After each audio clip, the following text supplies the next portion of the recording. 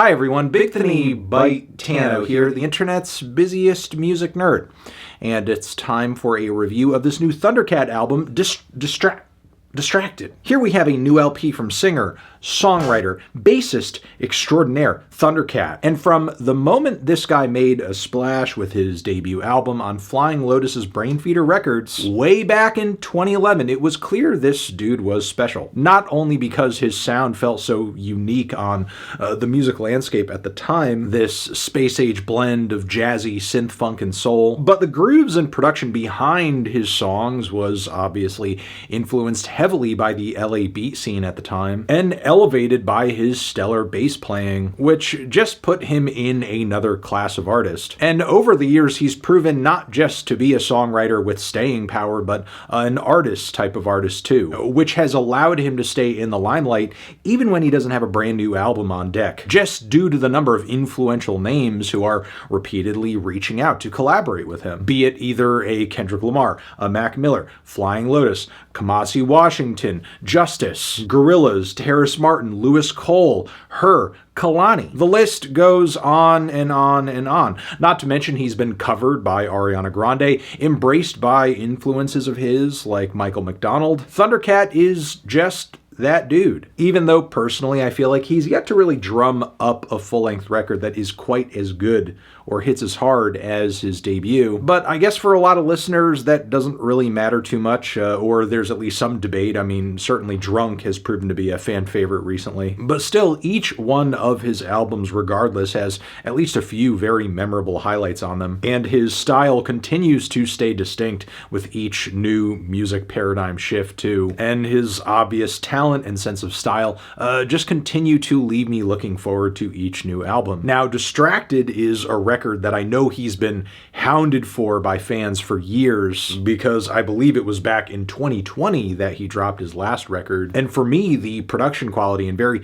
memorable songwriting of some of the teaser tracks had me wondering whether or not this would be one of his best projects yet. And lo and behold, I think it is, because not only do I feel like many of the drab, flat, boring, and subpar production choices that may have dogged previous albums are pretty much gone on this one, because sure, Thundercat's kind of alien falsetto vocals and the way he leans into lots of atmosphere and reverb in his beats and his pieces might not be for everyone, but on this record, it all comes together into a very smooth, beautiful sound, a futuristic, psychedelic spin on all of these fusions of jazz and soul and pop, calling back to golden ages and trends these genres saw in like the late 70s, early 80s. And according to the credits on this record, Thundercat sees a lot of assistance from Grammy-winning producer Greg Kurstin on this one too, who's worked with everyone from Sia to Adele. And I think a lot of this record sound could also be attributed to its very stacked cast of guests, which we will get into. But off the top, Distracted is a record that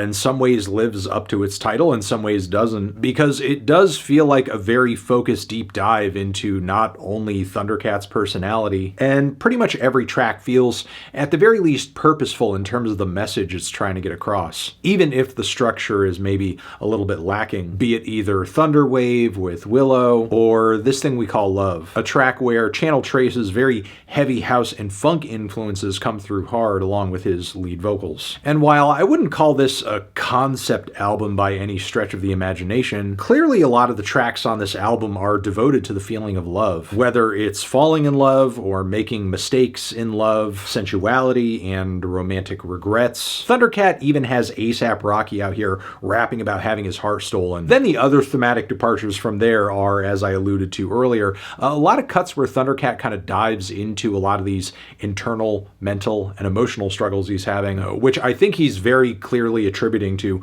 some kind of neurodivergence, which much of the time crossbreeds with his eccentric, trademark sense of humor, like with Great Americans, where he describes going insane, talking to his cats, feeling overwhelmed, fucking up, breaking things off, feeling lost too. He describes everything he does as being an SOS, and while it is more of a diatribe than a song, it's still an emotionally intense moment, and I think more unfiltered lyrically than maybe some songwriters are willing to get. Then there's the closing track, where lyrically Thundercat is even more revealing and hilarious, with the final bars on the song being, "Maybe I should start an OnlyFans and show some feet, which is definitely one of the greatest endings to any album I think we will hear in 2026. Yeah, I will say the progression of this record feels maybe a little bit more like a tailspin emotionally and mentally, but the first half is pretty damn strong. And as I've said, occasionally Thundercat does have a problem with, I think, bringing some of these tracks to the finish line, making them feel really gratifying and complete and well developed, which might have something to do with, the distraction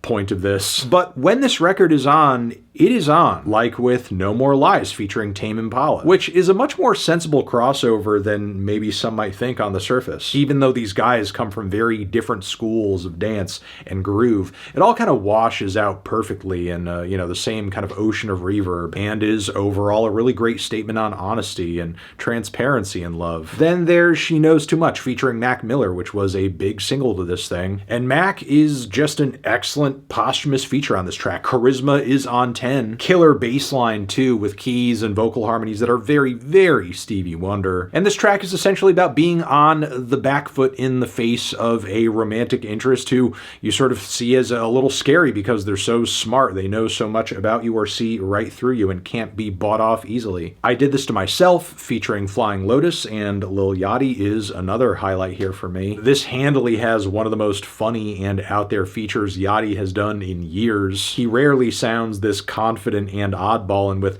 this killer heavy, crazy ass bass line Thundercat brings to the table, it's a great match in terms of vibe and mood. Honestly, I wish there were 5 more tracks on this record like this. Then you have some low-key ballad type moments that have some inclusions from the Lemon Twigs. Yes, the friggin' Lemon Twigs are on this record miraculously. And again, another collaboration that maybe on the surface you might not think makes too much sense, but when their vocal harmonies really tie in, you hear kind of that shared appreciation for those very soft, sentimental 70s ballads. Lemon Twigs and Thundercat might come at this sound from different influences and directions, but they meet in a really agreeable midpoint with some tasteful strings, and I think some of the best lyrics on the record too, with Thundercat describing feelings as like children in a car. You can't put them in the trunk, but if you let them drive, you won't go too far. Which, bars. The track POZOLE, which also features Lemon Twigs, though not overtly. They do have a credit on it, and their vocals are clearly on the track. But this track, also a beautiful ballad and a heart-wrenching moment too, as we hear Thundercat describe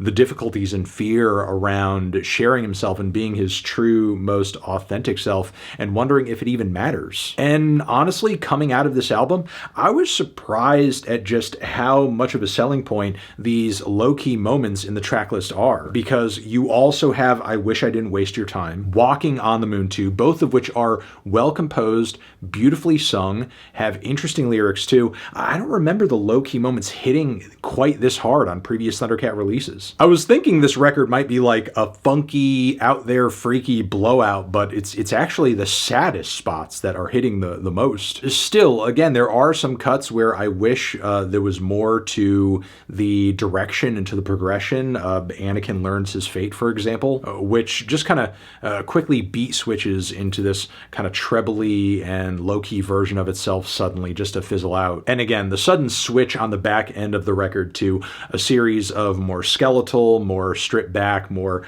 sort of mental health influenced cuts, that does feel very sudden and very tacked on in a way. But overall, this is still a very quality, very entertaining record from Thundercat with some of his best material on it in years, and proof that this guy, so long as he focuses and sits down and actually makes the record, puts out the record, assembles the damn thing, he's got staying power, he's got talent, he's got a unique voice, a unique style. So yeah, in a way, again, it is a record that I think does live up to its title, and the distractions, the lack of focus occasionally does take away from its consistency and overall quality. But undoubtedly, there are way more hits than misses in this track list, and a memorable standout sound to boot, which is why I'm feeling about a strong 7 to a light 8 on this one. Transition, have you given this album a listen? Did you love it? Did you hate it? What would you rate it? You're the best, you're the best. What should I review next? Hit the like if you like. Please subscribe and please don't cry. Hit the bell as well over here next to my head. It's another one that you can check out.